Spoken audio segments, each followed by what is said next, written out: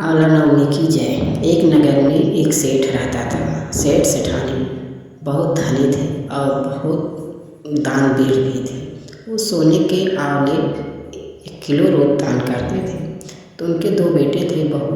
बेटों ने देखा तो सोचा ये सब, एक तो पिताजी ने सारा सोना दान कर दे रहा है, तो उसने कहा पिताजी सोने के आंवले से अच्छा है हरा आंवला दान करिए।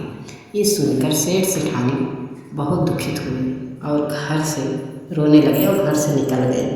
जाके एक पेड़ के नीचे बैठ गए और रोते रोते 7 दिन तक कुछ खाए पिए नहीं। और उस दिन आंवला नवमी का दिन था। भगवान विष्णु ने सोचा कि अगर हम नहीं सहायता करेंगे तो कौन सहायता करेगा, तो वो सब सो गए वही उसी पेड़ के नीचे। आंवला नवमी को विष्णु भगवान ने राजा के स्वप्न में कहा, राजा सेठ उठो, देखो तुम्हारे पीछे आंवले से भरा सोने के आंवला का पेड़ एक भरा हुआ है, उठो और दान करो।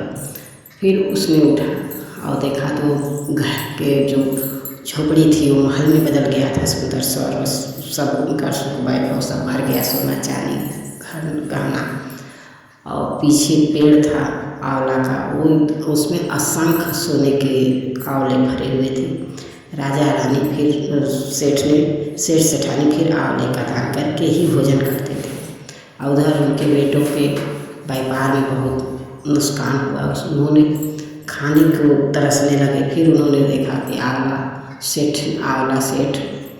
सोने का दान कर रहे हैं, तो उन्होंने वहाँ से बेटे और दोनों बेटे और बहू ने निकल दिया। वहाँ गया काम मांगने के लिए, तो सेठ ने ऊपर से घर के ऊपर से देख लिया अपने बेटे को और नौकरों से कहा कि ये सबसे काम कम लेना, पैसे ज़्यादा देना। और बहू घर में काम करने लगी। एक दिन सास पे अपने सिर धो रही थी तो उसने देखा कि माँ के गले पर पीठ में तिल का निशान है। वो रोने लगी। सेठानी ने पूछा क्यों रो रही हो, तो उसने कहा मेरी सास को भी तिल था ऐसे जैसे आपको है।